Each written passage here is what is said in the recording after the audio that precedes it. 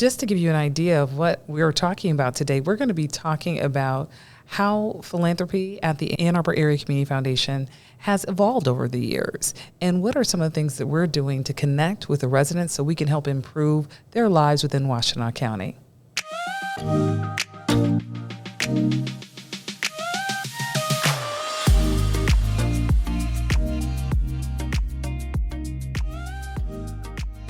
Hi, everyone. My name is Shannon Polk, and I am here to have a conversation with Christopher Lemon and Frances Todoro-Hargreaves, and this is the podcast Brick by Brick. Alrighty, so let's just have a conversation, y'all. Today, I wanted to talk with you all about the future of the foundation. I know, Frances, you recently joined us. Chris, you're an institution at the foundation, but just talking about the future of the foundation. And so, Chris, I'd just like to start with you. You are now Vice President of Community Investment. You have been at the foundation since you were involved as a student in the very first Youth Council. What you think about the evolution of the foundation? What do you see as what have been the major changes and where the foundation's headed? Yeah, that's a great question. I think that the gift of time helps to see where it is the foundation has possibility, and where we've had success and maybe where there wasn't as much success as we would have liked. And I think from an evolutionary standpoint, one of the greatest things about the foundation has been the use of data to really make sure that the work that we're doing and that the partners that we're working with are truly going to be driving deep impact within our community. I think that not being grounded in data can oftentimes lead to an organization having impact, but maybe not having the impact that the community itself is really looking for. And so the projects that we have done that have really grounded us in that community voice, I think have really ensured that where it is that we're doing, where we're going, the work that we're doing is really getting at those that we're here to serve, right? When the foundation was started in 1963, it was here to support the residents of Washtenaw County. And I think that data-driven approach is one that ensures that we will continually be, serving those that live across all of Washtenaw County.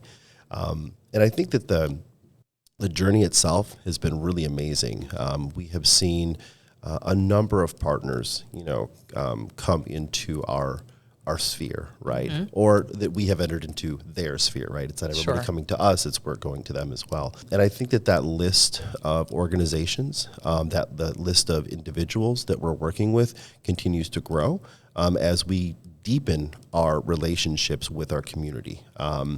And instead of being more isolated, which I think that, in this day and age, I think that it's real easy to kind of silo yourself and just focus on really positive outcomes that maybe, easy wins, but we're not focused on easy wins. And so I think that the kind of partners that we've been able to discover, within our community based upon the kind of impact that our residents want us to have, it's made for a fascinating journey, in the foundation of today, I think is very different from the foundation of 1963, but it's a lineage that I think makes sense when you look back on it. And, every staff member that's been here, every, community member that we work with, nonprofit organization that we worked with, I think has enabled us to get to a point of just significant impact, in the current year. And I am really excited about where that takes us moving forward. Awesome. Thank you for that.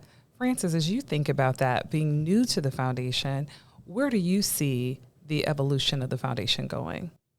I think a good opportunity to access resources around the country is to be able to bring new things and new tools to Washtenaw County is going to be a big thing for us in the future. There's a lot going on out there that we may not have here right now, but the Community Foundation is in a position to seek out those things and bring them forward, like impact investing, other opportunities that are not traditional here, being able to reach people in the community that those traditional tools don't reach. So, as you all might expect, I know we talked about some things we wanted to discuss, but there's some things that you all said that really resonate with me, and I'd like to just explore them a little bit further. And that is, when you think about the role of the Community Foundation, how it's changed, where do you see us making the most impact? Chris, I'm going to start with you again because you talked about the data driving, right? I had a conversation with another staff member that said, hey, Shannon, what's going to drive us? Because there are lots of different ways we could look at this. Are we going to look at what the donors want? Or are we going to look at what the community wants? And so I said, we're going to always let the data drive the conversation. Mm-hmm. And then those donors that are interested will come alongside of us. Absolutely. But we got to focus on the residents first. How the data says this is going to help make the change for the greatest number of people. But curious your thoughts. Well, I think that what you said is absolutely correct in that the data, I think, is the tool for education because I think within any community, there can be disconnect between the various communities that make up the larger population. And so, a donor might think, oh, this is how I would really love to have impact in our community. And the resident may say, that's not really what we need. And so I think that the data allows the foundation to educate about, maybe what worked 20 years ago. That approach to solving a current issue maybe doesn't have the same kind of impact that it does in the current time, right? And so the data really, I think, provides a great opportunity for conversation and education with all involved, right? And I think that the philanthropy of old would have been us meeting with a donor in a closed room and, not having anyone else there. But I think that what we're really trying to do is to set a bigger table, right? We are always looking to make connections with donors, new donors as well as longstanding ones that have been our partners. But then how do we draw the nonprofits or the community members into those conversations as well? Like, we don't want to just be the only conduit by which that information gets shared out. And so I think the various platforms that we utilize now, whether it's our annual community meeting, whether it's community voice sessions within the community, whether it's a podcast like this, that data, whatever the topic we're talking about, whether it's impact investing, whether it's healthy and fulfilling aging, whether it's racial equity, that data really is that common denominator that we can really lift all perspectives at the same time to an understanding about what's not only possible right now, but then in the future, what it is that we're building towards down the road, right? We have those immediate needs that we try to address, but then we also have those long-term systemic, outcomes that we're also trying to address as well. What are your thoughts about that, Frances? I think it's absolutely true. When I was going to school to be a planner, we learned about Jane Jacobs, and the biggest thing that she'll teach you is that every community has its own personality and it lives in its own way because of the people there. And that is what makes up a community, but it's also what is going to be the life of that and what is best for them for the future. So collecting that data is what's going to tell you what's needed in that community, most of all, for the people who are there. Learning what's there, who's there, why is it there, what do they need. It's all based on data. So it's an incredibly important tool to be able to provide the services needed for the folks in that area. So, Frances, I know you and I have talked about this. You've raised kids in this community.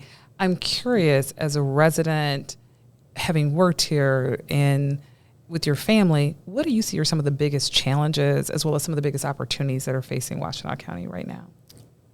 I think a big challenge really is the lack of diversity in some areas. I often feel like Washtenaw County is really segregated depending on where you go.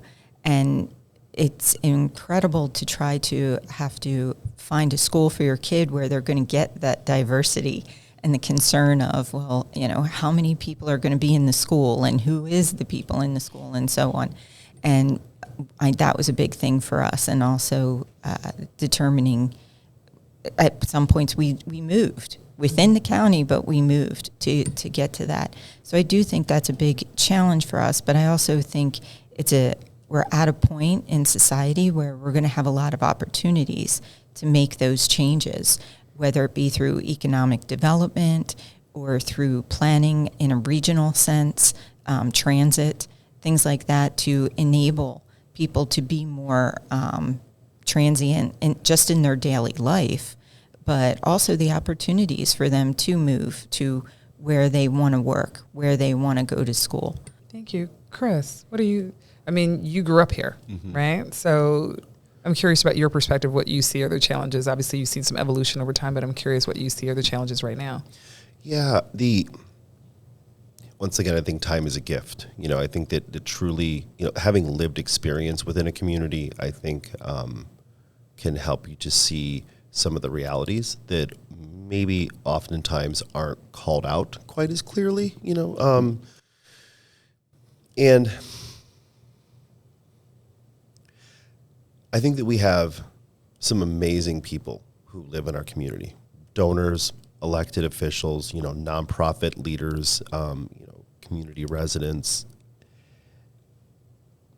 But I think that longstanding policies and practices have led to a lot of inequities within our community. I mean, we say it all the time that, we're the second wealthiest county, in the state of Michigan, but we're the seventh most economically segregated, in the country. That doesn't just happen overnight, right? And that happens through policies and practices that have a very long legacy. And so oftentimes we're so close to the work collectively that we don't necessarily see what's happening or the implications of current practices or policies. And we don't always know how to fix what's happening right now, which is rooted in practice that, could be 50 or 100 years ago. And so I think that one of the biggest struggles, I'm going to take this a little high level right now, is how do we collectively work together? I mean, I think that we can talk about like how divided, as you mentioned, how divided we are as in many ways across the country, but we don't often focus on how many similarities we also have. I think right now it's more about how different we are, but I think that through the data conversations that we've had, through just the coffee conversations with community members, donors, whomever, right, nonprofit leaders, it's more focusing on what we have in common and how can we use that to build upon the solutions that we need right now, because the solutions aren't quick fixes. I mean, I think that we can own that right now. If it was a quick fix, then we would have solved all of these problems, years ago or last week. But it's the maintaining of those relationships, which are going to be important, because if nobody can do it by themselves, then we're going to have to find a way to do it together. And so once again, let's focus on the relationships we have. Let's focus on what the data is telling us. And then we have to be brave and we have to be trusting, that we can find that solution together. But I think I think that at a high level, that's probably one of the biggest hurdles that we have. And it's not just Washtenaw County. I mean, Lord knows, I think this is probably most communities in our country and in our state. But I think that's probably one of the biggest issues that we have at this point in time. One of the things I want to also talk about are what are the opportunities. So I had a great conversation with a community volunteer, newer to the community. And when in that conversation, what really inspired me was the fact that this person was like, but I'm so excited to get involved. I'm so excited to help make change. And one of the things that you both talked about are the relationships, right?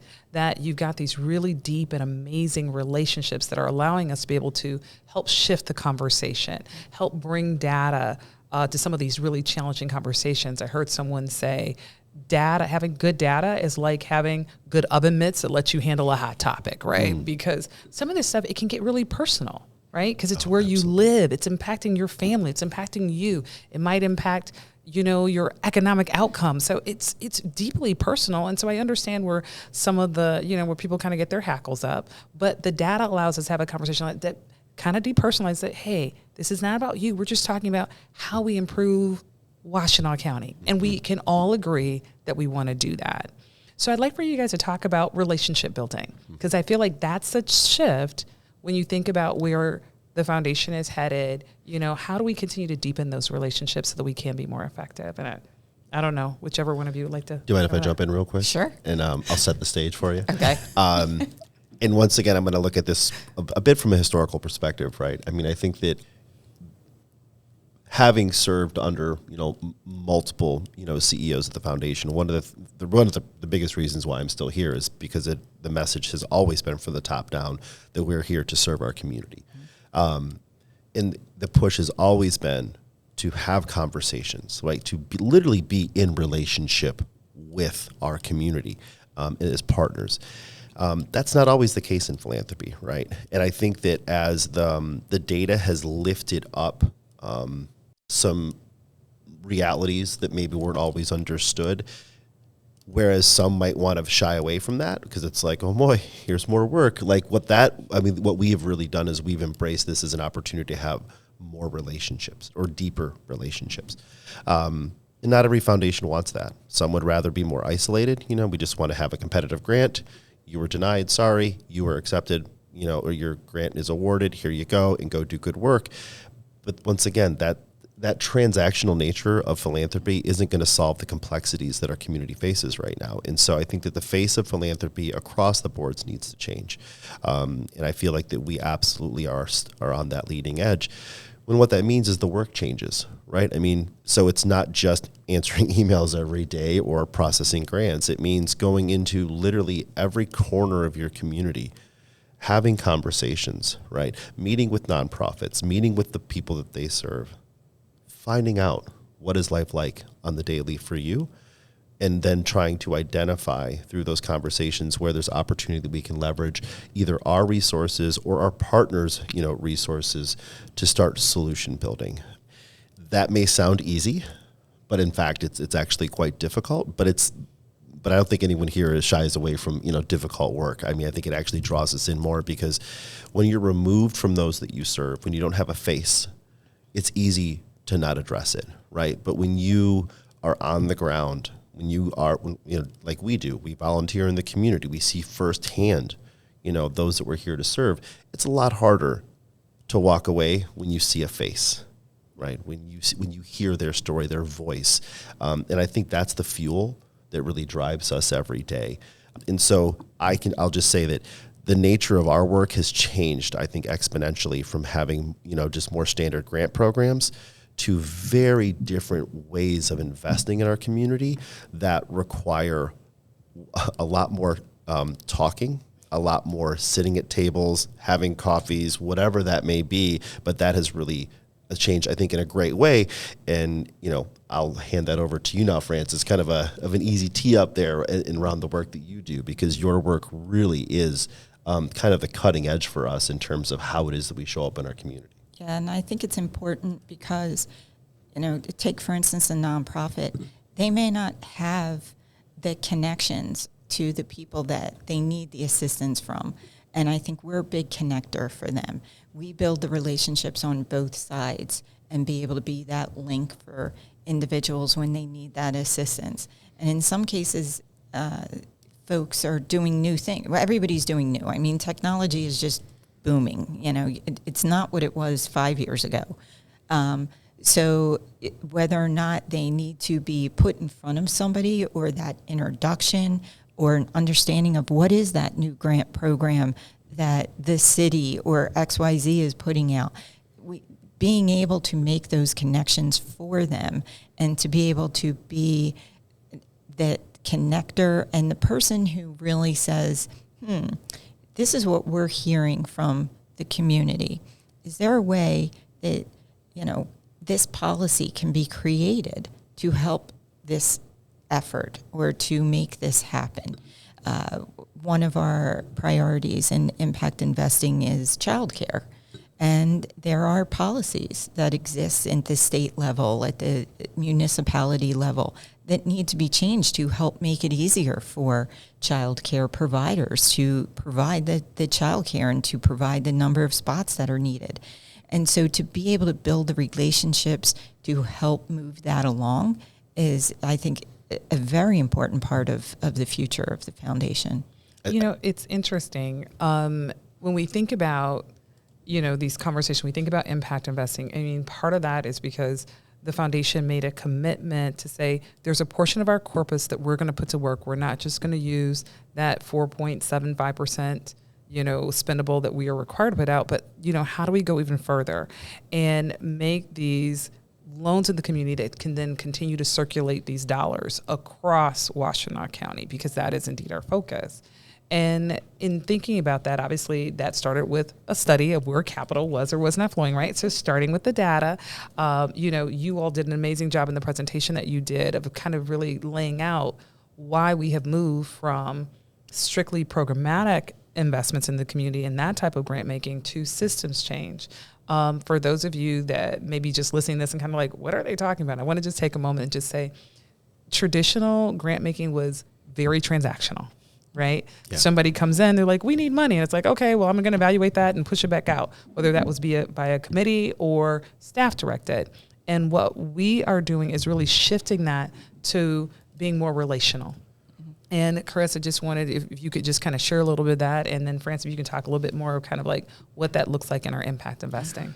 It's funny when you ask the question about kind of who are we having conversations with. 15 years ago, if an elected official reached out, it was like, well, oh, what do they want? And it would staff weren't discouraged, but it was like, well, if an elected official is reaching out, we should take that right up to the top right away. And so it'd be the CEO at that point in time, which made absolute sense for where we were at that point in time. Now I talk to Frances on the daily, and she'll be like, oh, I talked to a planning commission person today, and then I talked to a county commissioner. I mean, she could meet with 5 elected officials within a day, and there were times when staff wouldn't have 5 in like a 4-year span. And so kind of getting to that systems level work, right? When you're only doing programmatic, when you are trying to address the downstream impacts, right, of systemic issues, right? You're primarily focusing on the nonprofits, which are there trying to address the symptomatic issues. But when you're trying to figure out like, why are these things happening and the root cause of it, how can we mitigate that so that there is hopefully no downstream impact down the road, right? What that means is you have to be having conversations with those who have the expertise, those where power is consolidated, so that those kinds of changes can happen, right? But an elected official isn't going to just be like, oh, well, Frances said that we need to change this particular policy, so we should do that. Not that you don't have the, the expertise, but they need to have the data. And also, too, then their constituents need to understand why their commissioner or why their city council member is making that decision or to change this policy or to implement a new policy that impacts things, whether it's food security, housing, childcare, I mean, you name it. I mean, there's a list of, more topics we'd probably like to lift up at this point in time. But I think that's the nature, of the systems level work is the education, that agreed upon line of sight of what can we all work on collectively together, who has what responsibilities, who has what roles, and then just making sure that we then work to get that across the line. Mm-hmm. So Frances, how do you see impact investing being part of this new direction? When you think about the work, why is that so important now? I think it opens up so many opportunities for municipalities to understand what they need, but also for individuals, people of color who traditionally didn't have access to funding, get that funding from us. The opportunities for us to invest in something that the traditional banking industry doesn't want any part of, that creativity, that risk we're willing to take. And then the other side of that is our involvement in seeing that risk through, seeing that vision, making sure it comes to fruition. And that's the policy part and the part of having those relationships with local leaders and saying, I know it sounds risky, but hear me out. And that's where the data comes in and everything else. So it's being able to get people to feel comfortable with the new system. We're talking about having that old system, but getting people comfortable with a new one and going in a new direction. Can I add something to that real quickly, Please. too? The kind of comparing the old versus the new, and I really appreciate what you laid out there. Historically, investment from philanthropy was smaller amounts, and the understanding was that, with a small amount of money, you should impact a lot of people, right? I'm not sure that we ever proved that theory worked, but that was a practice. And a lot of times foundations, they give what they can. I mean, we don't have an endless, checking account to be able to address these things. But what Frances talks about in the impact investment work is that it does take a long time. I mean, these conversations, these cross-sector relationships that we're tending to, take constant tending to. But what it also requires is a heavier investment or a larger investment in projects that historically, like foundations, have done. And that can get people excited. That can also get people nervous because, there's an assumption of like, wow, you're putting a lot of money into this, let's just say childcare initiative. But what about all the other stuff that's happening? And I think that part of our work in this space is to, I want to say, educate our donors and the community that this isn't an either or. This will always be an and, right? We have an amazing diverse group of funds at the foundation that our staff over the years have been able to cultivate and then tend to. We're still addressing these symptomatic issues, like those things that I'll just call like the safety net issues that are happening on the ground every single day, because we have a responsibility to serve and to take care of those residents right here, right now. But I think we also have a responsibility to be preparing for those future residents, right? Or for those residents that are going to be getting older within our community. How do we take care of them down the road? And so those systems level investments, like what Frances is doing, I think they take more time, they take more money, but we're not turning our head away from those in need right now. And I think that's a really important piece. It's not a choice for one or the other. For us, it's you can do both at the same time. And I think that's what's made us even more flexible as an organization, because they both actually inform the other, right? Programmatic and systems level work inform each other. And so we're not siloing that as well internally. Like we're addressing it all at once, which I think makes it just a fascinating, but also a very rewarding, area of work for us. Tell me your favorite story about giving. I think for me, it's the most recent. It is the investment that we made in a local daycare, because daycare's a nonprofit and they weren't really, they're not developers, but they took the lead themselves. They educated themselves, learned what they needed to do with our help and our investment, and were able to do that addition that they needed. So that was fun. That was exciting to see that from the beginning to the end, and to see the organization themselves really step up and say, here's what we want to do, and we just need you to help us make this happen. And they did the heavy lifting, and they really made it happen. So that was a fun part of being able to give them that capital that they needed. Okay. I would say one of my favorites is one that we did in relatively the recent past. Quite often, in philanthropy, I think we try to address things in broad strokes, but sometimes we need to have smaller strokes, right? We need to be more mindful to details, because you can't always solve problems. And quite often when you go for a broad solution, people are oftentimes left out of that.